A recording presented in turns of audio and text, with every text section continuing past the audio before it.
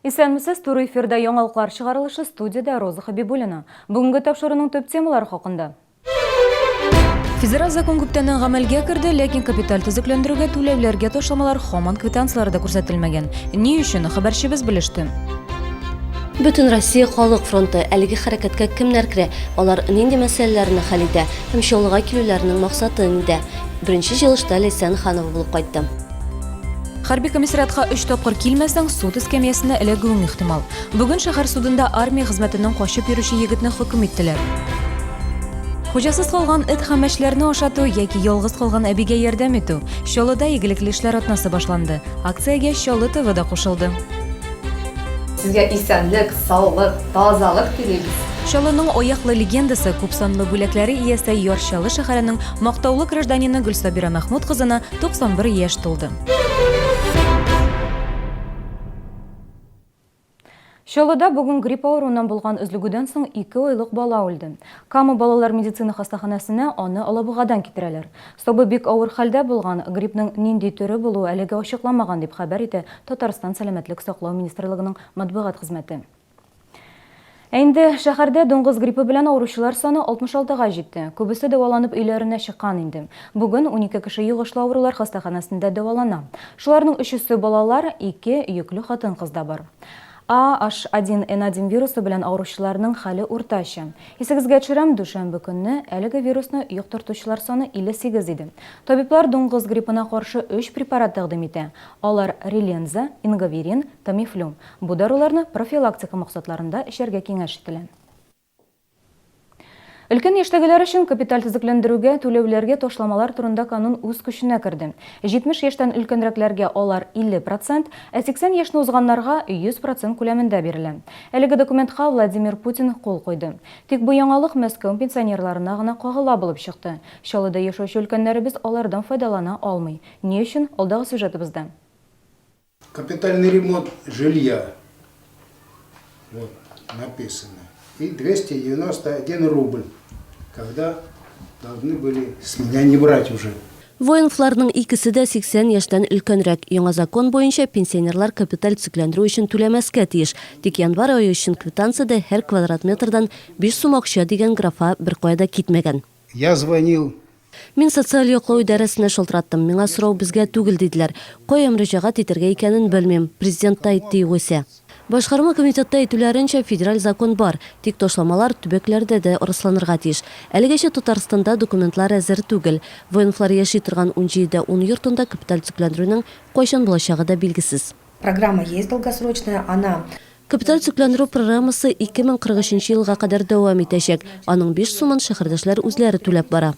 Димәк, военфлар яшәгән йортта капиталь ремонт 30 елдан булырга мөмкин. Республика законы кабул ителгәнчегә кадәр пенсионерларга моның өчен ай сайын түләп барырга туры киләчәк. Ләйсән Ханова, Гүзәл Хәбибуллина, Ленар Солтанов, яңалыклар. Гомум Россия Халык фронты Чаллыга килде. Бүген шәһәрдә әлеге иҗтимагый хәрәкәтнең беренче рәсми җыелышы үтте. Фронт үзенең лидеры дип ил президенты ноты, һәм активистлар нәкъ аның май аенда чыккан күрсәтмәләре үтәлешен контрольдә тота. Оешмага кемнәр керә, алар нинди мәсьәләләрне хәл итә? Әлеге сорауларга җавап хәбәрчебез Ләйсән Ханова сюжетында. Наша встреча назрела. В набережных Челнах, Елабуге, других центрах Закамья активисты фронта есть. Һәр кем халык фронты активисты була ала, бары тик проблемаларга битараф булмагына кирәк. Оешмага гариза язып кертмиләр, бирдә член кертемнәре дә юк. Бернинди документ та бирелми. Активистлар күрсәткән проблемалар турыдан-туры югары хакимияткә җиткерелә. Хәзер фронт Чаллыда тарафдарлар эзли. Не оставляем без ответа, выезжаем, встречаемся с населением. Вот если здесь в набережных Челнах тоже будут такие же активисты, которые будут работать. Если какие-то вопросы возникнут, пожалуйста, обращайтесь, будем вместе работать. Халык фронты үзенә күрә түрәләргә оппозициядә булып тора, чөнки оешма беренче чиратта Путинның май аенда булган күрсәтмәләре үтәлешен контрольдә тотарга тиеш. Активистлар берничә эш төркеменә бүленгән. Бүтін Россия Халык фронты тәкъдим иткән проектларның берсе гадел сатып алулар өчен дип атала. Һәм аның максаты бюджет акчаларын экономияләү. Әйтик, түрәләрнең кабинетларына затлы җиһазлар алу һәм машиналар арендалары буенча бик күп чикләүләр кертелгән. Нәтиҗәдә 122 миллиард сум акча янга калдырылган. Мы уже в Татарстане выявили такую закупку, когда Без Татарстанда шундый бер кыңгырышны ачыкладык. Түрәләргә кыйммәтле машиналар сатып алу тыелгач, алар шул ук автомобильләрне арендалый башлады. Моның өчен 5 миллион сумлык килешү төзелгән. Гәрчә хәтта аларны сатып алу өчен дә 3 миллион сум кирәк булыр иде. Ни өчен? Әлбәттә, эшнелек дигән фикер туа. Буларны ачыклагач, әлбәттә, без бу түрәләр өчен оппозиция булабыз инде. Проектлар арасында социаль эштәлектәгеләр дә бар. Әйтик, аларның берсе инвалидлар проблемаларын хәл итүгә юнәлтелгән. Многие родители прячут своих детей в домах. Күп кенә ата-аналар балаларын өйдә яшереп яткыра, аларны кеше арасына алып чыгудан кыенсына. Хәтта ярышлар оештырган вакытта да телевидение килүен күреп, аларны алып китү ягын карыйлар. Без исә балаларда үз-үзләренә ышаныч уяту өчен тырышабыз. Алар үсә, алар өчен эш урыннары да булдырабыз. Активистларның шалда беренче җыелуы булса да, оешмага шәһәрдәге проблемалар турында хәбәрләр күп кергән. Әйтик, узган ел республика бюджетыннан финансланып, төзекләндерелгән җир асты кичүләре турында. Есть серьезная проблема. Все осыпается. Монда җитди проблема бар. Кичүләрдә буяулар кубып бара, штукатурка коела, кыру урыннары капланмаган. Сыйфат аксый. Бу мәсьәләне күтәрдек инде. Күчмә комиссияда эшләде. Фотохисаплар ясадык. 150 мөрәҗәгать кабул ителде. Түрәләр тарафыннан еллар буе хәл ителмәгән проблемалар безнең эш фронты. Хәрәкәт активистлары шулай ди. Оешмага сайт һәм телефоннан мөрәҗәгать итү мөмкин. Адрес һәм шылтырату өчен номер экранда күрсәтелгән. Лесенханова, Дмитрий Рачеев, Яңалыклар. Шоллыга Владимир Путин килә. Ил президентының безнең шәһәргә эш сәфәре иртәгә, ягъни 12 февральгә планлаштырылган. КамАЗда беренче автомобиль ясап чыгаруга 40 ел тулуны билгеләп үтәчәкләр. Шулай ук бүген Владимир Путин белән туры элемтәнең кайчан узачагы да билгеле булды. Әлеге чара 14 апрельгә планлаштырылган. Хәрби комиссариатка 3 тапкыр килмәсәң, суд эскәмиясенә эләгүең ихтимал. Бүген шәһәр судында армия хезмәтеннән качып йөрүче егетне хөкем иттеләр. Хуҗасыз калган эт һәм мәчләрне ашату яки ялгыз калган әбигә ярдәм итү. Чаллыда игелекле эшләр атнасы башланды. Акциягә Чаллы ТВ да кушылды. Сезгә исәнлек, саулык, тазалык телибез. Чаллының аяклы легендасы күпсанлы бүләкләре иясе Ярчалы шәһәренең мактаулы гражданины Гөлсабира Мәхмүд кызына 91 яшь тулды.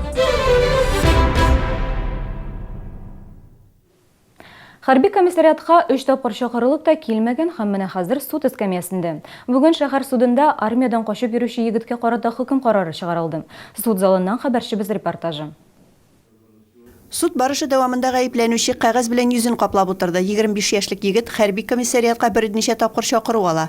Ләкин бер тапкырда медицин тикшерү үтәргә килмәгән. Дәүләт гаепләнүченең тору, эш, уку урыннарыннан бирелгән яхшы характеристикасын, бер кайчан да җаваплылыкка тартылмаган булуын, гаебен таныган исәпкә алуны сорауы, утырышта катнашучыларны гына түгел, судьяны да гаҗәпкә калдырды.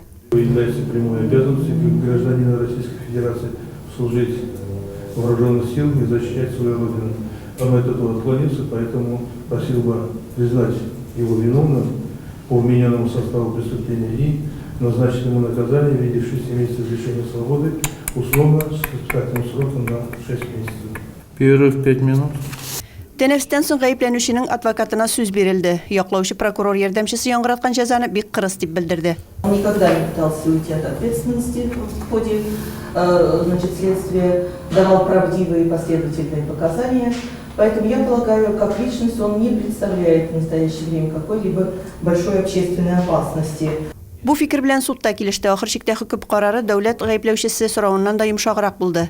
Суд егеткә штраф түләргә хөкемен чыгарды. Суд приговорил признать виновным в совершении преступления, предусмотренного статьей 328 части 1 Уголовного кодекса Российской Федерации, и назначить ему наказание в виде штрафа в размере 15 тысяч рублей в доход государства. Бүген шәһәр судына хәрби хезмәттән качып йөрүчеләргә кагылышлы тагын 2 эш тапшырылды.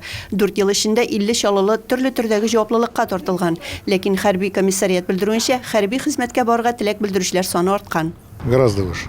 У нас сегодня практически нет проблем с выполнением наряда. Очень много желающих нашей подшефной части, Черноморский флот. Вот, благодаря КамАЗу у нас появилась 4-я подшефная часть. Поэтому у нас в этом плане проводимые последние годы военно-патриотическая работа очень сильно сподвигла на то, что ребята с удовольствием и желанием идут служить.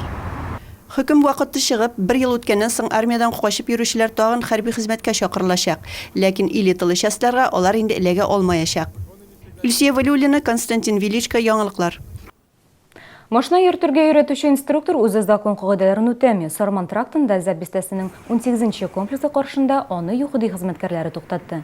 Ираты 70 мең сум алимент түләмәгән, ә машина йөртү таныклыгының срогы 21 гыйнварда чыккан булган. Алимент түләмәгән өчен суд приставлары беркетмә төзегән. 35 яшьлек иратка карата административ беркетмә төзелде, аны 40 сәгатькә мәҗбүри эшләргә җәлеп итәчәкләр.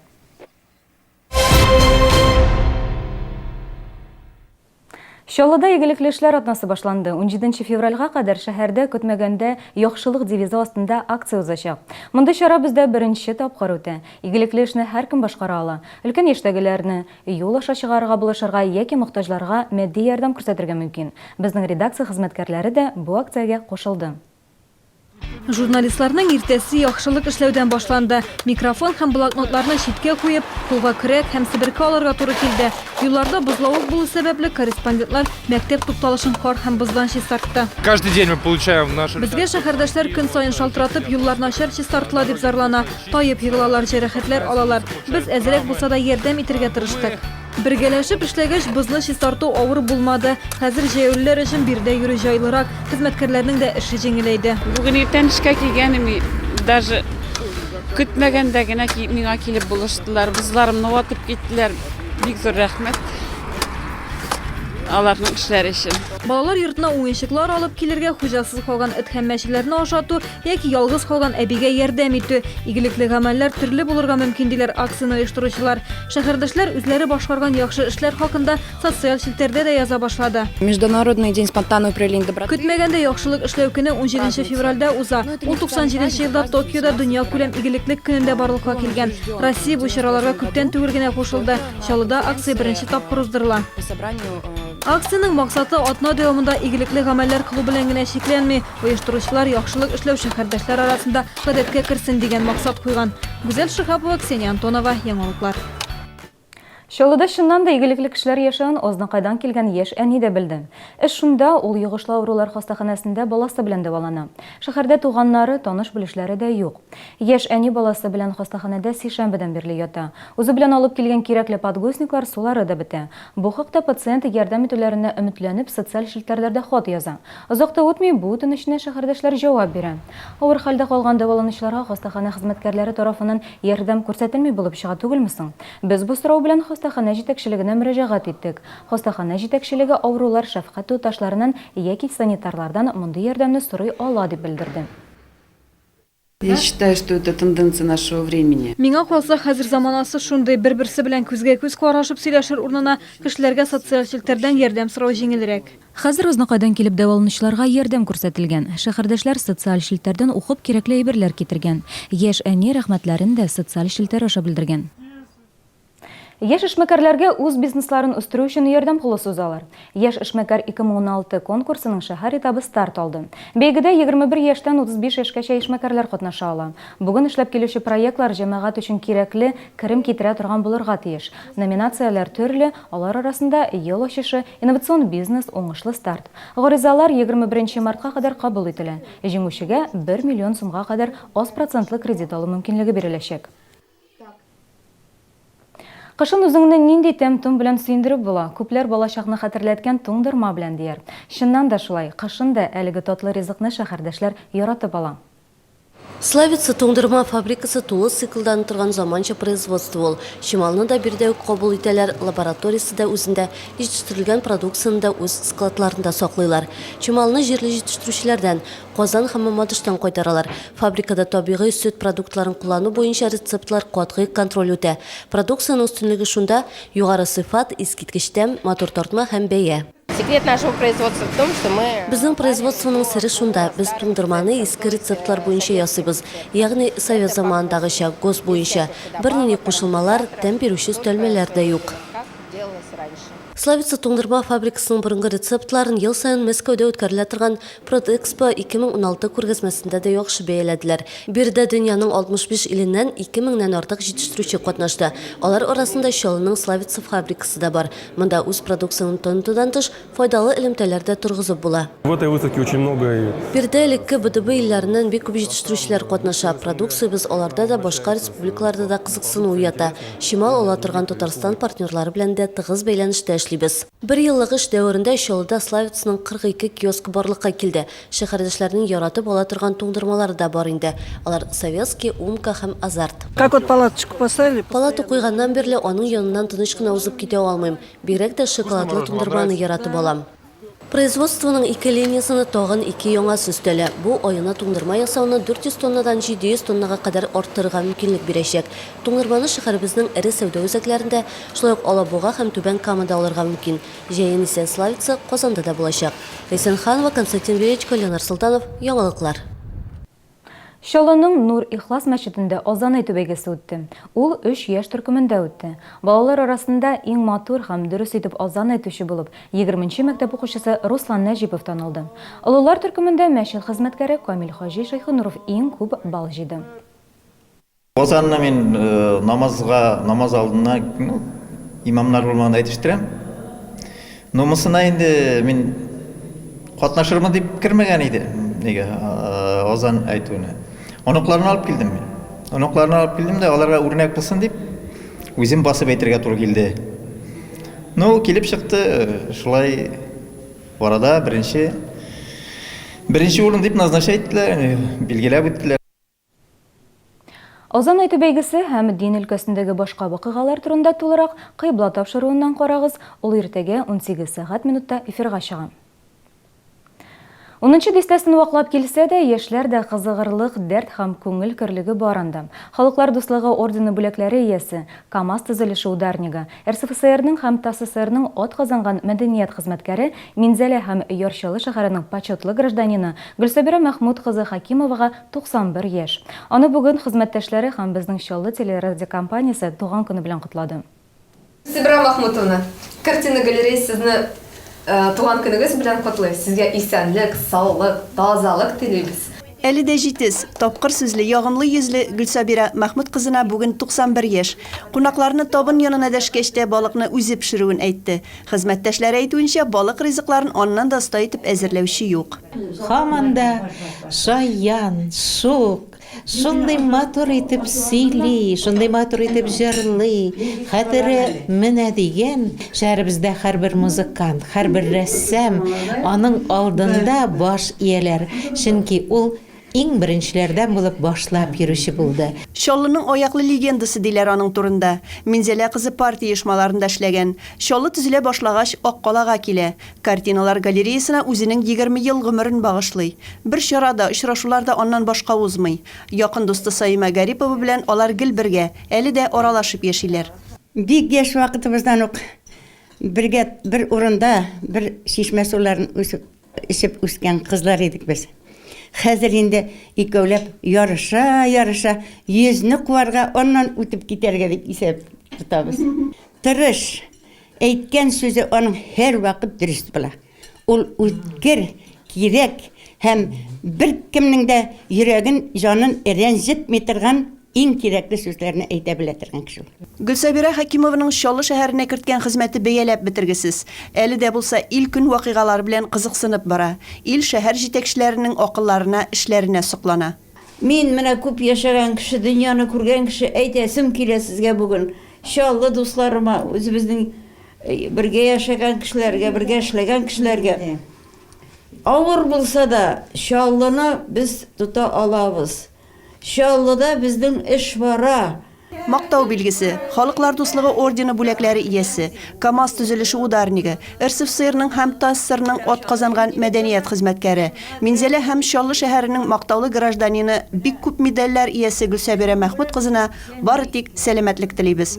Җир җиләгем, кура җиләгем, сагынып көтәм сине чибәрем. Илсия Валиуллина, Алексей Иванов, яңалыклар.